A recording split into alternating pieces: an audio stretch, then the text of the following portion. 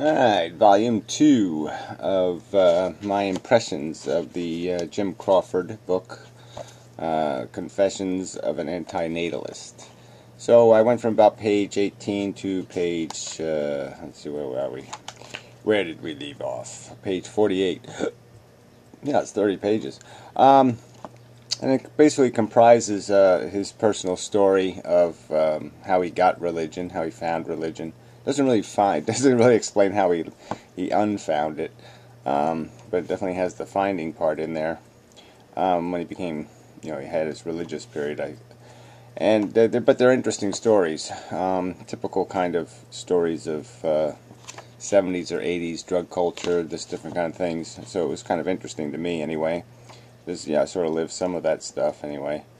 A little story about a dog, they fed a burrito to at work, and it has some of that personal stuff in it, like work, like, he's had different jobs, not good jobs, necessarily, just common man kind of guy, and just kind of how he got through those life experiences. It even it starts off with a story about his first conscious memories, and it's sort of an explanation of how he sees how you live in your life as an internal. He describes it as a wound-up ball of string, and as you live, the ball starts to unravel into the world, and the strings, these tentacles of your consciousness, start to, weave into the world around you, and you become less internal, and more external,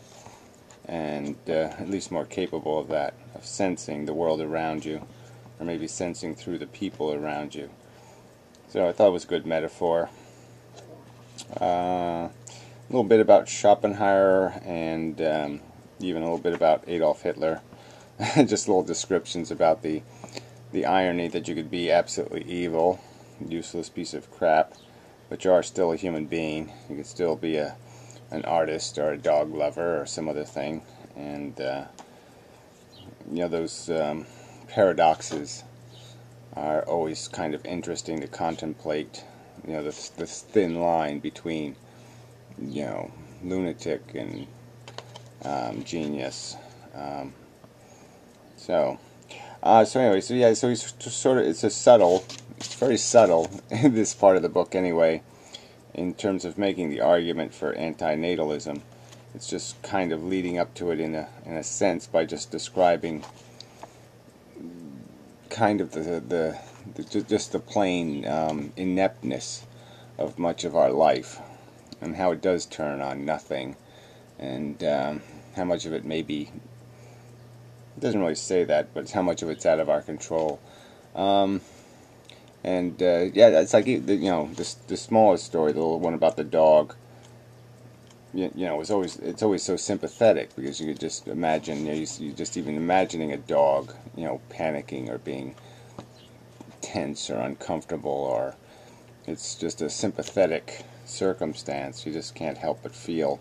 I mean, dogs emote so expressively that it's really easy to empathize, to even put yourself in their little bodies and little brains, and kind of feel their tension or their panic.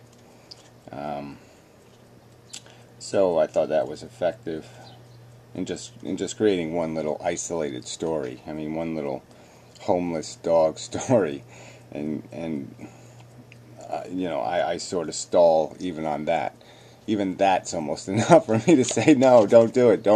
No, we can't have life on Earth, because the little dog is going to have a sad, pitiful, horrible life. That's enough to turn me off on the risk. I guess that's how little appreciation I have for the rest. But anyway, so yeah, interesting. It's personal stories, what you think about when you fall asleep at night, different little bits. So we'll see where it goes. Like I said, it's kind of a subtle approach to getting to the end game of,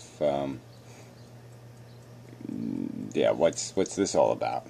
Yeah, it really, is it worth all this noise and all this production and all this waste and slop. And I think the obvious conclusion is no, of course not. So he's not making the hard argument. He's kind of making the subtle, soft argument in this part of the book. And so anyway, I'm going to link to, he did post his prologue thing, or whatever, the little metaphorical description that I thought was well done. And he reads that in a video, so I'll post a link to that and post this as a response to that.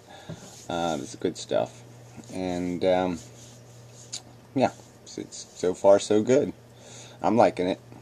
And so anyway, till next time and such. Yeah, no great quotes. I mean, the consciousness metaphor thing was pretty good, but it's just no, like I said, it's still kind of easing his way into the subject and such.